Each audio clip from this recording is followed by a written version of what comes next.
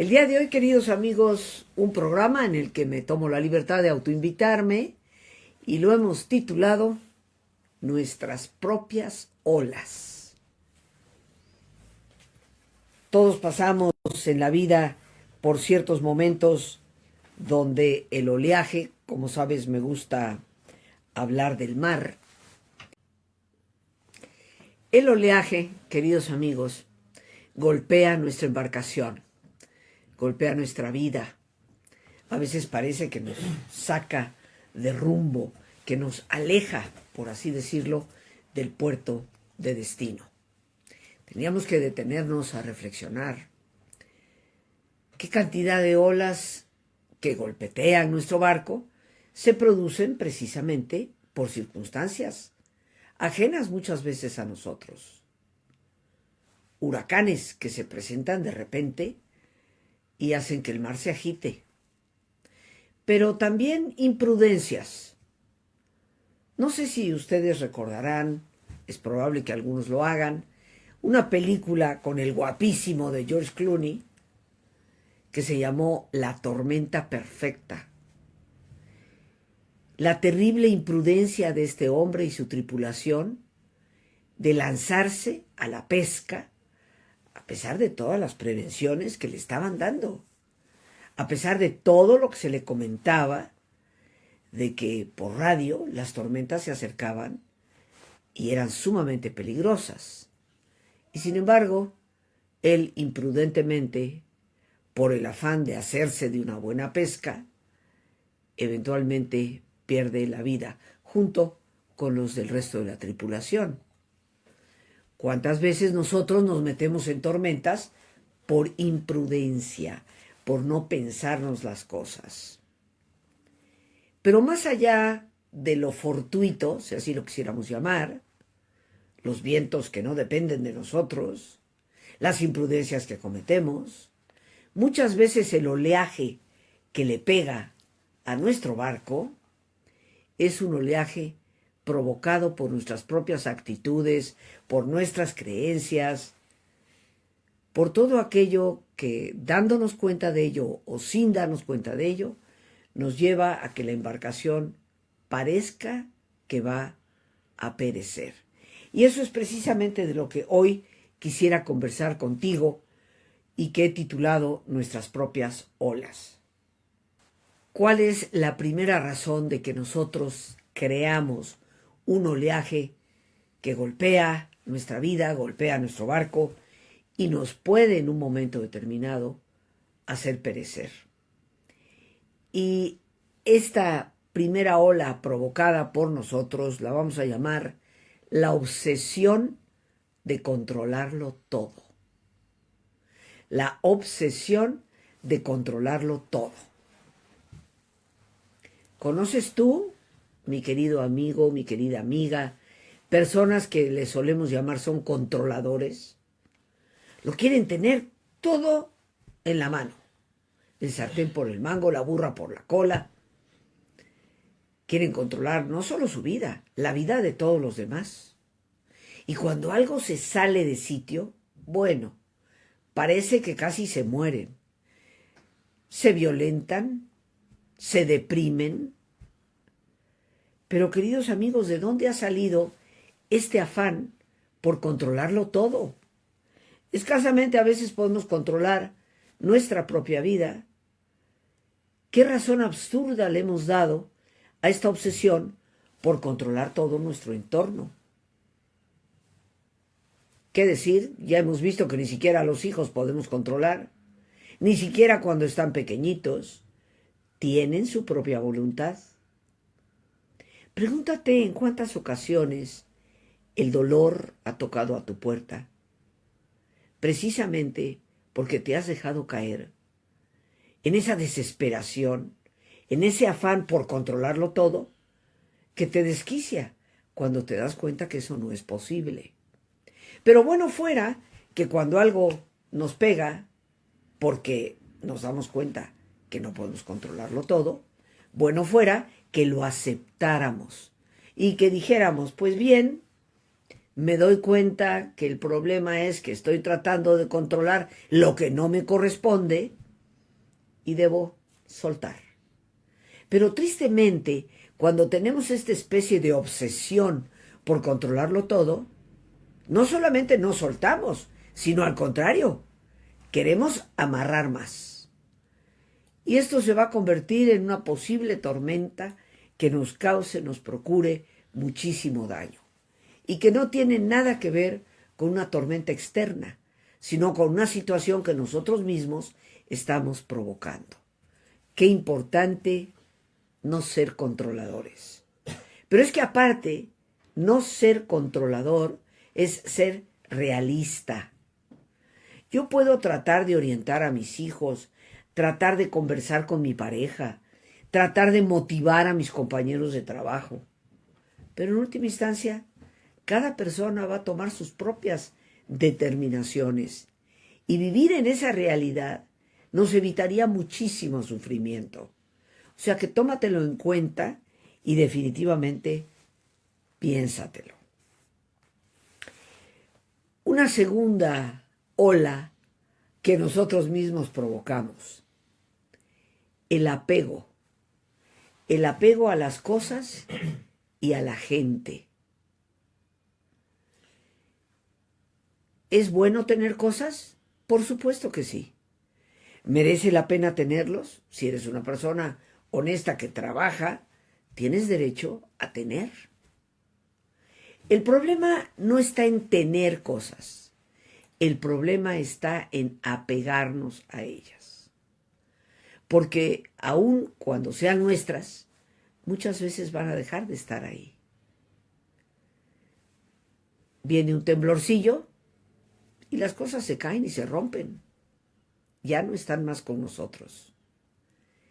La necesidad de ser desprendidos, queridos amigos, es una virtud que deberíamos de practicar con mayor frecuencia. ¿Por qué? Porque es una virtud necesaria para poder vivir y cada día vivir mejor. Todo en esta vida es pasajero. Nada es para siempre. ¿No te parece mucho más sensato, mucho más inteligente, mucho más sano darnos cuenta de esto y por lo tanto proceder a tener una actitud capaz de ser desprendida y de dejar ir? Este apego, este aferrarnos a las cosas, nos causa muchísimo dolor. Nos apegamos a los objetos materiales, gente que por un golpe en el automóvil, en un pequeño accidente en la calle, es capaz de bajarse y golpear al otro hasta casi destrozarlo. ¿Cómo te atreves a rayar mi coche? El apego que tenemos a las cosas nos mete en tremendos problemas. Gente que arruina la autoestima de la gente a su alrededor. La chica que nos ayuda en casa y que tal vez en su afán de hacer limpieza descuidadamente rompió un cenicero. Un cenicero, queridos amigos, que nos enfurece que se haya roto. Ya no es más cenicero nuestro. Pero de hecho no era, es el que nos robamos de un hotel en Acapulco hace 3 años. Parece chiste, pero es una realidad. Y sin embargo, porque se rompió, le hemos dicho a esa persona que es una inútil, tonta, no tiene cabeza, realmente lastimando la estima que esa persona debe procurar siempre mejorar. Es nuestro apego a las cosas lo que nos lleva a lastimar a nuestros seres queridos. Pero el apego no solamente se da a las cosas, se da también a las personas. Tus hijos, como decía Gibran Jalil Gibran, tus hijos no son tus hijos, son hijos del anhelo de la vida. Fuiste el instrumento a través del cual Dios les ha hecho llegar aquí. Sin embargo, parece que son nuestra propiedad. Y cierto, tenemos que orientarlos, educarlos, decirles por dónde sí, por dónde no. Pero llegará el momento en que ellos tomen sus propias decisiones. Llegará el momento en que por más que nosotros insistamos en que hagan o no hagan, ellos decidirán. Habrá momentos en que ese hijo, esa hija tan querida, decide decir hasta luego, mami, me voy. Me voy porque me caso, o me voy porque me quiero ir y porque tengo edad para poder tener mi propio espacio, o porque me ofrecen una beca en el extranjero y me voy, o porque conocí a un sueco muy atractivo y me voy a vivir a Estocolmo. Y a nosotros se nos ponen los pelos de punta y decimos, ¿pero cómo? Porque eso estaba totalmente fuera de nuestros planes, pensando que nuestros hijos son nuestros y por lo tanto estarán con nosotros siempre. Pero resulta que no. Y bueno, muchas personas dirán, Rosita, es entendible, solo la gente irracional puede pensar en un momento determinado que los hijos van a estar ahí toda la vida. Pero ¿qué tal con aquel con el que dijimos hasta que la muerte nos separe? ¿Qué tal? Pues resulta que no tiene que llegar la muerte. A veces llega otra u otro. A veces simplemente parece que el amor se perdió y la persona decide que quiere otra vida. Por el motivo que sea, queridos amigos, nosotros, aferrados, apegados a esa persona, no podemos ni medianamente concebir que eso llegue a suceder de esa manera. ¿Y cuánto sufrimos tú y yo por ese apego? Una persona que de todas maneras se va a ir. Cuánto lloramos, cuánto padecemos, cuánto nos quejamos. Pero la realidad es que ser desprendidos nos ahorraría muchísimo sufrimiento. Porque las cosas están y después ya no están. La gente hoy está y mañana quién sabe. La gente se muere, la gente cambia de opinión, la gente toma diferentes decisiones a las que nosotros hubiéramos esperado. Esto es algo en lo que debemos reflexionar profundamente. Piensa cuánto dolor has podido tener en la vida por ese apego, por ese quedar aprehendido a alguien, a algo que en algún momento tomó su propio camino.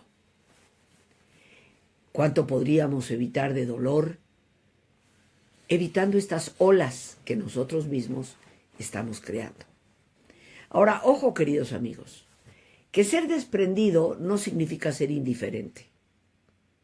Algunas personas piensan, bueno, es que si no te importa que la persona que amas tanto te diga un día que se va y tú dices, pues tan tranquila o tan tranquilo, anda pues bien, vete. No, ser desprendido no quiere decir ser indiferente o ser apático. Por supuesto que va a doler, pero en la medida en que seamos capaces de dejar ir, va a doler bastante menos. Y ciertamente por menos tiempo. Entonces, mucho cuidado, amigos, con esta situación de vida en donde, nos guste o no, esos apegos nos dejan esclavizados. Dejamos de vivir por miedo a perder. Y con esto impedimos que la vida fluya. Y la vida es fluir. Y en la medida en que dejamos de fluir, nos vamos quedando atascados. Y esto lo único que va a producir es dolor. Una tercera ola. No reconocer en el dolor mismo un aviso de aprendizaje. No reconocer en el dolor mismo un aviso de aprendizaje. ¿Qué significa esto? Significa que cuando algo nos duele, sea lo que sea, ahí se nos está dando un aviso que algo tenemos que aprender. ¿Qué pasaría, por ejemplo, en las relaciones de pareja si cuando, a pesar de todas mis ilusiones y el profundo amor que le tengo al otro, se empiezan a presentar situaciones de falta de respeto, de violencia, de abuso, de dolor? este ya es un aviso de que algo tengo que aprender. Y si realmente aprendemos las lecciones que el dolor nos da, tomaríamos medidas para no quedar atrapados en él. Si realmente lográramos reconocer en el dolor un aviso, una alerta que nos lleva a aprender algo nuevo y posiblemente a tomar otras decisiones, no existirían las relaciones de codependencia. Me ha tocado vivir la experiencia con algunos pacientes, con algunas personas. 40 años de un matrimonio perfectamente infeliz, de soportar vejaciones, golpes, humillaciones, mucho dolor. Y cuando me he atrevido a preguntar en qué momento empezó la situación a desvirtuarse y a convertirse en una relación tóxica, que nunca una pareja debe ser, en un 80% las personas responden, bueno, pues ya desde la luna de miel tuvimos un problema. ¿Perdón? ¿Cómo? Sí, después de las primeras noches, aún estando de luna de miel, él se salió del cuarto, se perdió el resto de la noche, llegó hasta el día siguiente a las 3 de la tarde para bañarse, arreglarse y volverse a ir. O simplemente ante algo que reclamé, me golpeó. Y yo me pregunto, ¿cómo puede una persona decirme esto 40 años después, habiendo conservado exactamente la misma situación? Entonces, queridos amigos, el dolor es un aviso. El dolor es algo que tú y yo a veces no podemos comprender. Y le reclamamos a Dios. Quítame este dolor de encima. ¿Por qué me provocas esto?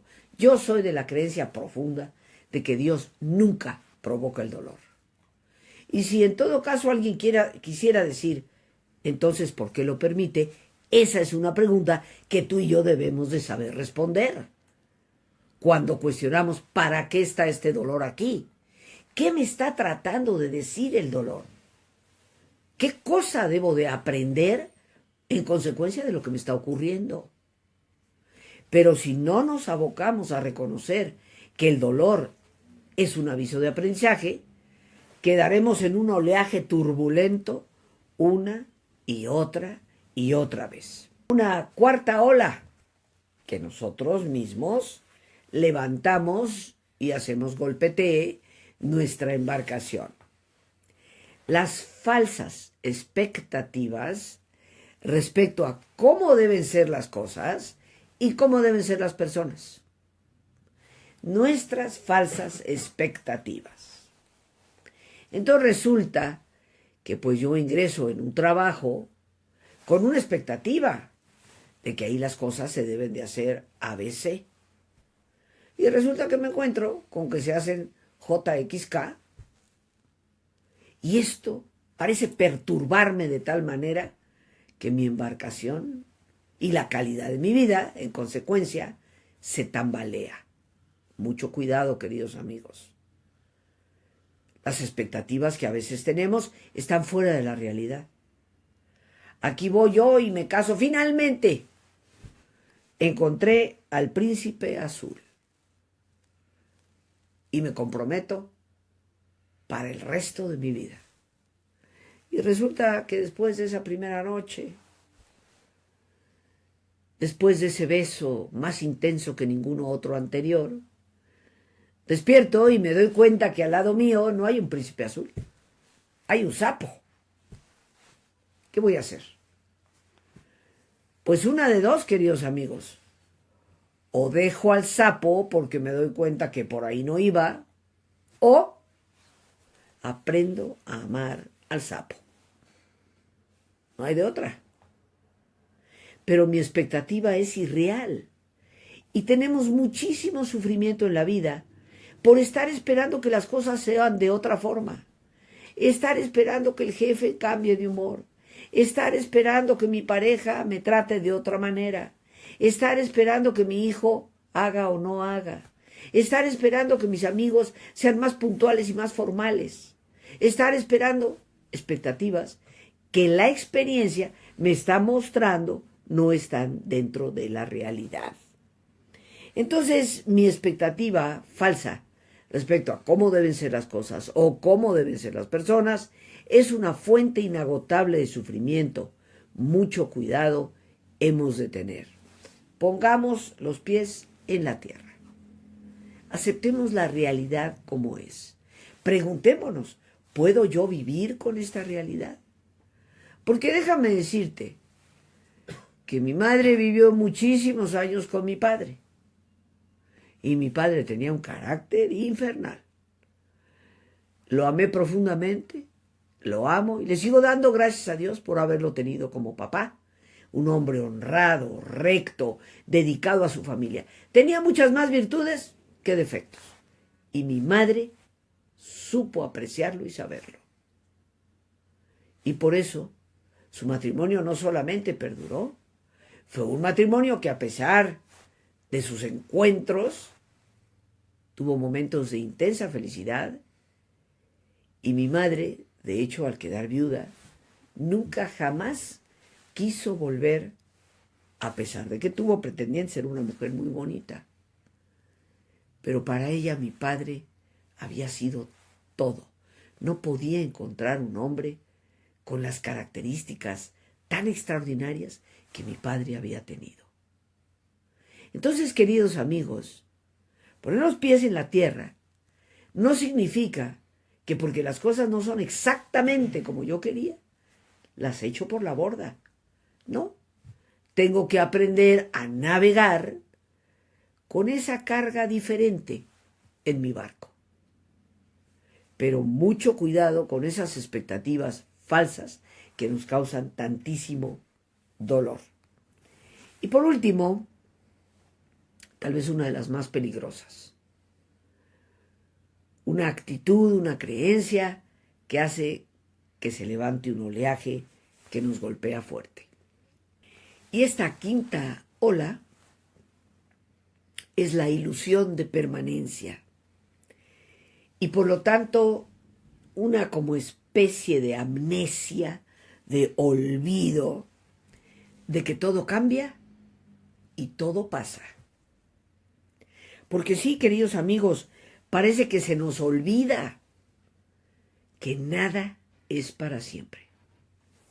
Y esta ilusión que tenemos de que va a ser para toda la vida, ya encontré el mejor trabajo y de aquí para el real, hasta que me jubile o me muera.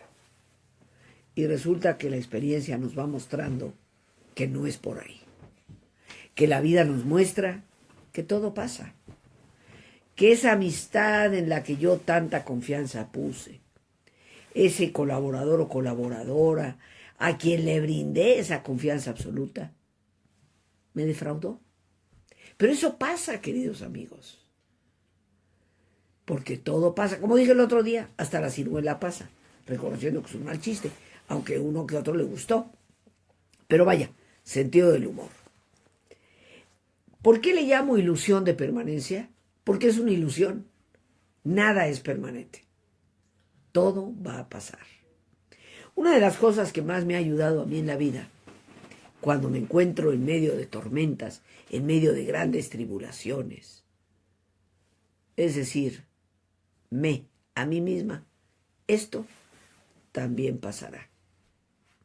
Y esa es la realidad. Eso es ser mucho más realista que el pensar que esto tiene que durar para siempre, cosa que nunca va a suceder. Pues bien, queridos amigos, te vuelvo a repetir brevemente las 5 olas que nosotros mismos provocamos y que muchas veces golpean nuestro barco cuando podríamos nosotros evitar todo ese dolor. La obsesión de controlarlo todo. Número 1. Número 2. El apego a las cosas y a la gente. Que una cosa es querer, otra cosa es tener, y otra cosa es apegarnos a ese tener. Número 3, no reconocer en el dolor un aviso de aprendizaje. El dolor nos está avisando que algo debemos cambiar. Número 4, las falsas expectativas respecto a cómo deben ser las cosas y cómo deben ser las personas. Y número 5, la ilusión que tenemos de permanencia. Y por lo tanto ese olvido, esa amnesia de que todo cambia y todo pasa. Y por eso tal vez mucho nos ayudaría a recordar la sabia poesía de Teresa de Jesús. Nada te turbe, nada te espante, todo se pasa. Dios no se muda. La paciencia todo lo alcanza. Quien a Dios tiene, nada le falta. Solo Dios basta. Muchísimas gracias a ese buen Dios por este espacio que nos ha permitido compartir. Y gracias a ti, el más importante de todos. Una vez más, gracias.